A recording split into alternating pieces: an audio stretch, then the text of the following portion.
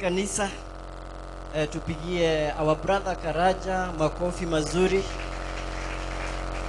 Yeah, our brother Karaja is a good brother and he has been of great, he is an encouragement. Na tunafurahianga sana Mr. Karaja kwa sababu ya vile sometimes unatuchangamua. Unajua it's good to have those kind of talent in the house of God. The house becomes lively because ukiwa na watu wengine kama mimi, I am not that, but you are very talented in that, and we are really happy because of that, because that's a gift you are using it very well, and we are very happy. So my name is Henry Kariuki Kahara. I am married to one wife, na mke wangu ningetaka kuja tusalimie. It's long, I know kuna wageni na maybe hawajai muona, kuja tusalimie dakika moja. She's a lady, I love her so much. Soon we'll be celebrating 4 years in marriage. Miaka 4 inaisha on 29th October. Bwana asifiwe. Tumpigie makofi anapokuja. Leo utaonekana kwa TV, kwa hivyo kuja hapa uweze kuonekana. Bwana asifiwe. Bwana asifiwe sana. Mimi ndiye nimeitwa Mrs. Henry. Nimeokoka. Hata nisimame mahali TV taniona. Unajua ni siku ya wanaume na ni privilege mimi nikiwa mwanamke nimesimama siku yenu. So mimi nimeokoka. Henry ni mume wangu. Tumekaa na yeye for 4 years na amekuwa mume wa baraka kwangu. Siwezi sema ati nilinoa. So I thank God for him. Na pia kwa neno kama hivyo Karaja amesema, naona mkidance labda hawezi hizo, lakini ile anaweza wacha wafanye. So msikize, Mungu atawabariki. Pigia makofi. Yeah, she has been a blessing to me very much. Ngoja si ni kidogo, najua Baruka kuna 2 months. So hawezi jua 4 years. What's the meaning of 4 years? Yeah, and we are very happy because we have a daughter who is celebrating 3 years today. Bwana asifiwe. She is now 3 years and she is growing day by day. She has made our house warmer. Bwana asifiwe. Yeah, anajua maybe Mungu karibu Mungu atatubariki na mwingine. Bwana asifiwe sana. So I'm really happy. Anasikia hiyo mic iko juu. Ama ni mimi?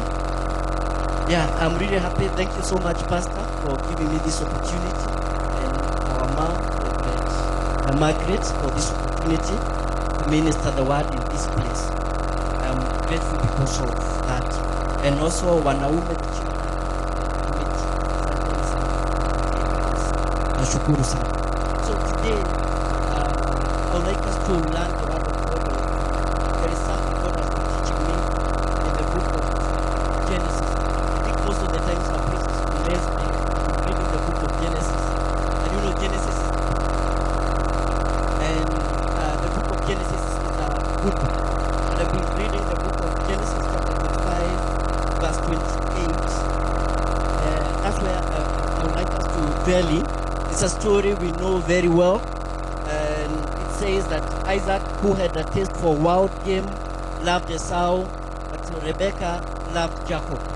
And I've been looking at that word deeply about how Isaac and Rebecca, they married, they came together, and after some years, after some time, they stayed after some time, that they were blessed with 2 sons, and one was Esau, and the other one was Jacob. And Esau was bigger, yani walikuwa mapacha, but Esau was the first one. Yeye alitoka wa kwanza, and Jacob alikuwa wa pili. And Esau was loved by the father very much, and the mother loved Jacob very much. And these being people who knew God, because Isaac was a son of Abraham, there is something I was looking at, and I was like, there is a mistake these parents did. And the mistake was that each parent had a favorite one. The one was Jacob was with Esau, and Rebecca was with Jacob. And because of that, I was nilikuwa nasema, and there's something which I learned about this. There's a mistake they did as parents, and as parents who knew God, because of this one loving this one too much and this one loving this too much, they divided the two. They divided the two children. And I was like, this is a mistake most parents are doing even today. You find that some parents, they love some children too much, and and the other parent loves the other one too much, not knowing that all of them wao wote ni watoto wao. But you find parents having their favorites, and because of that, you find that even in homes, we started getting divided homes. And the division, they grow and they become bigger even afterwards. And the division, ni kitu itagharimu hata sijui ni nini, so that it can come together. And that's a mistake they did. Because when Esau grew old and he wanted to bless the firstborn, you know, the firstborn is like a parent. That's what the culture says. Even the Bible, the firstborn are very much respected, because when the parents are not there, the firstborn takes over. And actually, the firstborn, even today, me, I have my firstborn. We are 3, but tumezaliwa tukiwa watatu. And my firstborn, there are some things I can't do, maybe ya kifamilia akiwa, because I need to consult him, because he is the firstborn ya kifamilia. And even in the family issues, there's some things as a family can't do maybe without consulting the firstborn. And it's good firstborn, and that's the reason why you see firstborns have a lot of enemies. Firstborns belongs to God. Firstborn ni wa Mungu, and that's the reason why last year we were redeeming firstborns, because firstborns ni watoto wa Mungu. And Esau here, kuna vile ilifanyika, because Jacob was loved by the mother, even the mother helped Jacob to get the blessing instead of Esau. And after that, vita kati ya hawa ikaanza. And I was looking at this and I was like, I think here Rebecca didn't use wisdom. Yes, the Bible had said before that the younger one will serve the older one, and God had a way of making it happen. But now here, they are making it happen with their own way. Just like the way there is destinies we have. God has said, I have my destiny. But there are people who want to take that opportunity. Ama wanasema, I want my destiny ifike. Lakini inaweza fika, lakini ikose kufika kulingana na vile Mungu alikuwa amepanga itafika. And so, when we take the position of God, we want things to go on our way, we interrupt the plan of God. And when we interrupt the plan of God, sometimes there is a consequences which follow, and consequences which they may bring even curse. Zinaleta kidogo ambacho kona inakuwa gumu sana, amekuwa gumu sana. Na tunaona hili somo zuri sana, especially women, because we learn that men, after authority, we are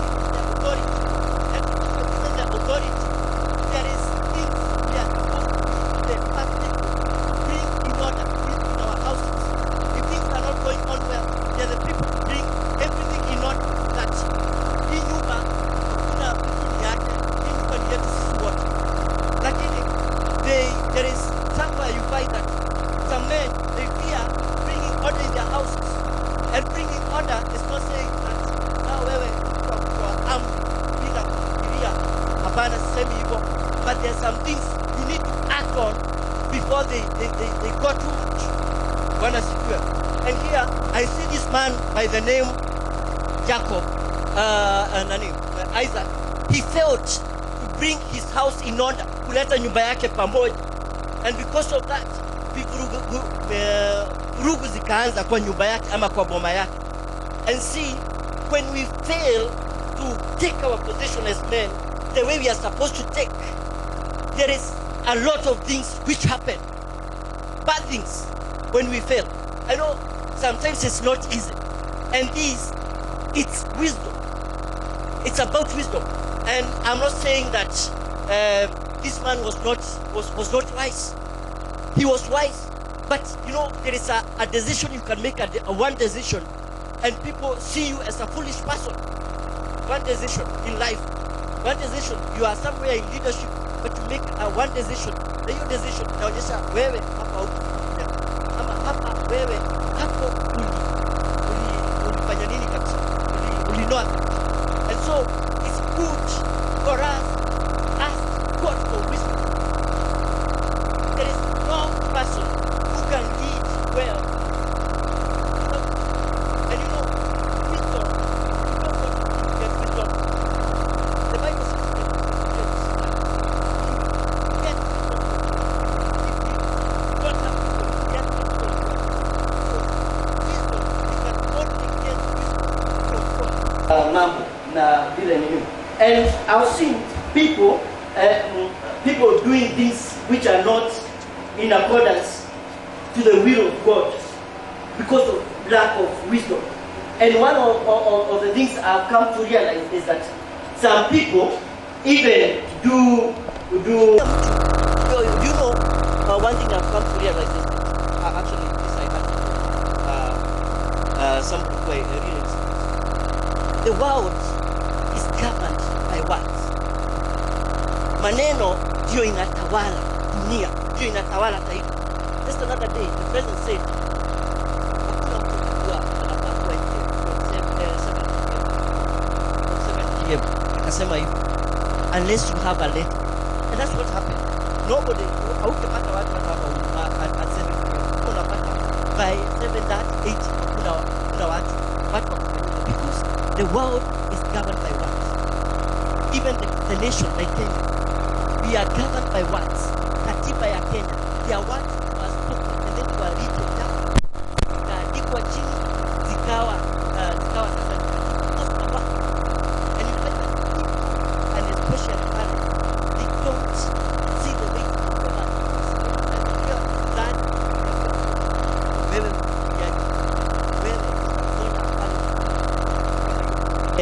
Instead of speaking good words to your children, you start like cursing them.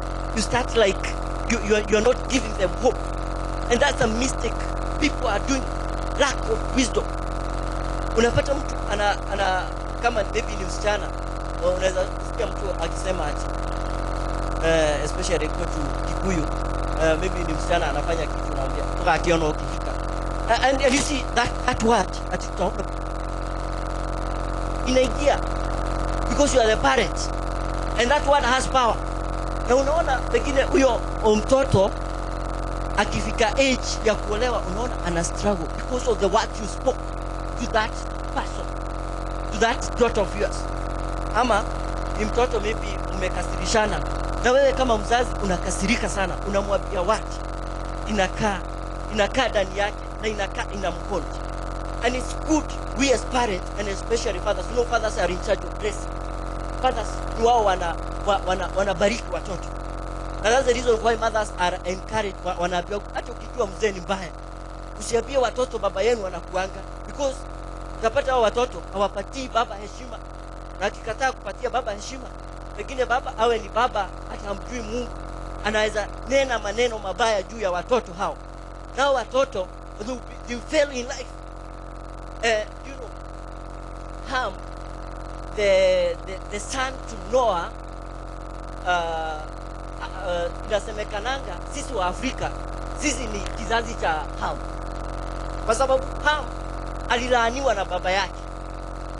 Aliambiwa, wewe you serve these people, because kuna siku Noah alikuwa ameelewa kabisa, na wakati alikuwa amelewa akaanguka mahali, na Hamu wakati aliona alicheka akasema nimeona uchi ya baba yangu, lakini wale wakubwa waliposikia hivyo walimfunika.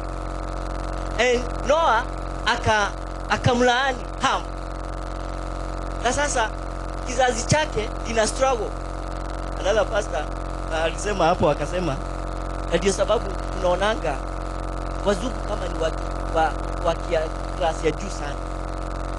Mzungu akikuja hapo tunaona kama ni wa klasi ya juu sana, kwa sababu that's what we are harmed. He said that because of that. And you see, those words, they are still working. And as parents, it's good to have wisdom. What we speak about to our children. Mtoto wako anaweza kuwa he's not a good performer in school. Speak good words to him. Maybe he's good in technical work. Maybe he will be a good person somewhere else. Lakini sasa wewe ukiona afanye kijana huyo, achana na huyu ni kichwa hawezi sikia kitu. And me, by the way, I'm very careful on who speaks to my daughter, and even the mothers knows. Na nasemanga I overprotect. Hii mtoto akifanya makosa mimi na charaza kupiga kabisa ile ya huku nyuma. Even now kuna a cousin of us tunakaa na yeye, na hata yeye anajua, because I know if I spare the rod atakuja kuchukua kwa kata wetu. Lakini for now chapa pale unaweza, lakini at the same time I will not allow somebody kuanza kusema something negative upon my children. Ati sijui wewe sijui nini, sitakangi. Hata afadhali sitaki mtu ataongea anything negative, ongea bila mimi kusikia ama yeye kusikia. Because don't encourage people. Unajua hata kwa familia kuna watu wamezoea kuongea negative things about watoto wa wenyewe. Maybe mmeenda mahali na watoto wanasema anapole, unaona maneno kama don't allow people, sometimes you get kama mtani, but don't allow people to make kama kuongea kama something negative upon your children, your descendants. No, don't allow them to do that. Even your family, don't allow people to talk negative things about your family. That way you protect them as a man. Kama ni mwanaume na usikie hata maybe your sister anaongea ill of your wife, don't allow them, don't entertain that. Hata fadhali ebu ajue wewe you never discuss your wife with anybody, even if you are very close with your sister or your because that person is your wife, that person is your partner, that person is the person who you work with. And actually most marriages zinaharibika because one party anaenda kudiscuss, maybe as a woman you discuss your husband with your mom. Nasemekananga wanawake hawana rika, ati unaweza pata mama kama vile Selini aliolewa akidiscuss John na mama yake. Unajua siku hizi hata juzi alifanya hivyo. Don't allow that. He is your husband, he is your better half. Mimi niliambia my wife that there is a way society says a man and a woman are supposed to live, or they are supposed to live. But we can either decide to follow what society says, or we can come up with our own ways of how we are supposed to live. Bwana asifiwe. The way we are supposed to live, not vile watu wanasemanga. What are we supposed to live? How are we supposed to live? How are we supposed to solve our issues? And that has really helped us. Imetusaidia sana. And also Mungu na kuomba Mungu. That because when you allow other people to bring their negativity, things goes. And so let's be people of wisdom. And so don't protect your family. Kama vile nilikuwa nasema. Protect even your children. Even when you know they have a mistake, maybe they are not good in this, maybe they have like hawapo vizuri vile ungetaka, ama vile watoto wa yake wanafanya. No, don't comment anything negative, or even if maybe akona disability, don't allow that spirit of saying something negative about that. That's wisdom. As a man, that's wisdom we need to have. And this wisdom can only come from God. You tell God, I need wisdom. You know, like this, it's a very difficult time. Kuna watu jobs zimeachishwa. Kuna watu maybe mishahara imekatwa kabisa. And you find that even the families, it's hard. Mambo imekuwa gumu wakati mwingine. I am not confessing it's hard, but sometimes unapata there is some struggles here and there. But this is the time even to lean more unto God and tell God, I need your wisdom. I need more of you. Sometimes things are not as we want them to be. And that's how God will come in. Mungu anaigilia na anakuja anampatia solution. Because if you look what's happening there out, you may give up. You might give up. You may see as if everything has come to an end. But when you look unto God, there is a peace which God gives his people. Those who trust in him, those who keep their hope in him. And that's what God wants us. When God created us, he didn't want us to depend on ourselves. He wants us to depend on him. To depend on him in every situation. We depend on him in everything. But you find foolish people will now start taking things on their own hearts. Wanaanza kusema, hey, naona kama huyu the wife is the one who is making things to be difficult. A time like this one. Kama ningekuwa peke yangu, pengine ningekuwa nime rent kanyumba kidogo sana. Maybe nalipa 1000. So singekuwa na shida. Ama maybe kama ningekuwa peke yangu, maybe ningekuwa hata nakula one meal in a day. That's foolish thinking. When you see the other person as if he's the one who is bringing problem in the house, hiyo ni kuwa mtu ambaye he's a foolish. That's a foolish thinking. A wise person tells God things are like this. How do I move the next level? What do I do to go to the next level? And life is full of seasons. This season may be like this, but the next season, God will come and will change. God is God of seasons. And you don't know the season of tomorrow, how it will be.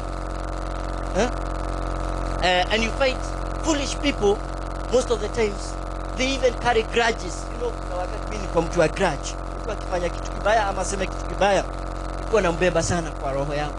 But these days nilisema kuna wakati nilifika nikaambia I will never carry anyone in my heart.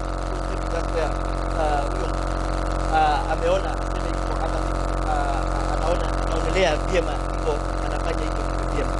But I said I will never carry people in my heart. Foolish people carry grudges in their hearts. But wise people, they release the pain they have unto God. They tell God, I want you to take this pain. I want you to carry this pain. Maybe it's a pain of job. Maybe you lost a job.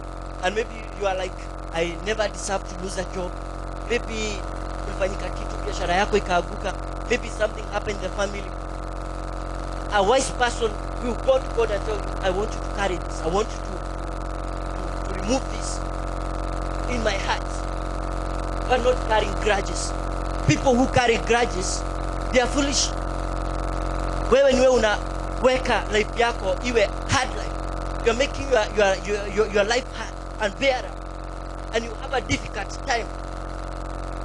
Hata wakati umekwazwa. And that's maturity. Hata wakati umekwazwa, don't say lazima ni hata mimi nikwazane. That's childish. Ati na mimi lazima nimkwaze hata yeye ajue mimi si kidogo. Ama ni mwanaume aseme mama fulani alifanya hivi. Hata mimi atajua mimi ni nani. Especially ukisikia mtu akipiga kifua akisema mimi, utajua ni mimi ni nani.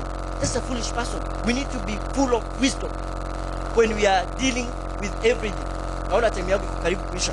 Nataka kumalizia.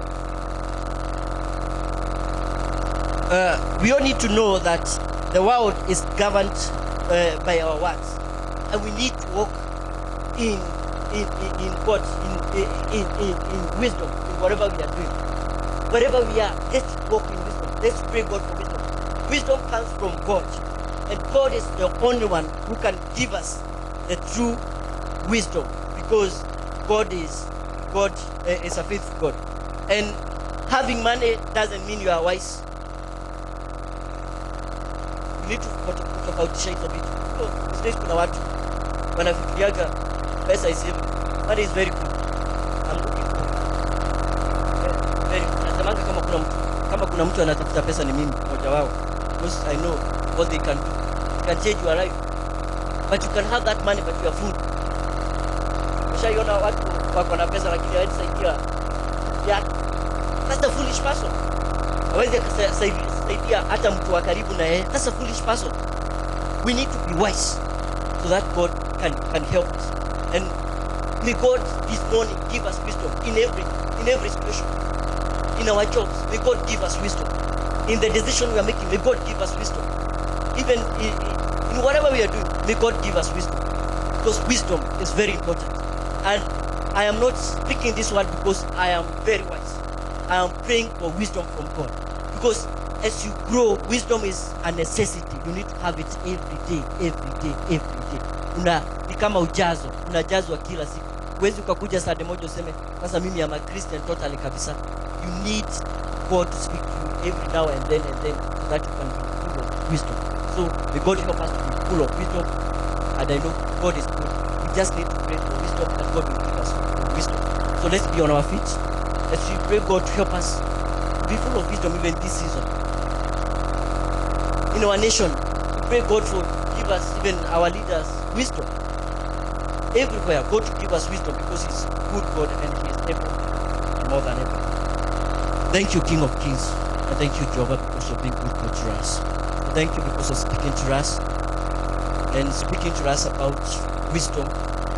And you have told us about Isaac, who with wife divided the family because of lack of wisdom. Yes, you had said that the younger one will serve the older one, and you had your own ways of making it happen. But them, with what they called wisdom, they thought that they can make it that happen. But that was foolishness. And instead of even making it happen, Jehovah King of Kings, they divided their families. Jehovah King of Kings, we pray that each and every person who is here, you give us wisdom. Wisdom to build our homes as men, today's Men's Day. Jehovah King of Kings, wisdom to build our businesses. Wisdom in our job. Wisdom, Jehovah King of Kings, even in fellowship. Wisdom in whatever we do, Jehovah King of Kings. We pray for wisdom because you're good and because you're a job. King of Kings, we pray for wisdom even to bring up our children. We don't want them to grow just like any other child, Jehovah King of Kings, but we want them to grow as children with a difference. You are good God, Jehovah King of Kings. We pray that in whatever we do, that you may be our Father, you may be our guide. We need you more than ever because you are good. Thank you, King of Kings. Thank you, Jehovah. In the name of Jesus, we pray to us and believe it. Amen.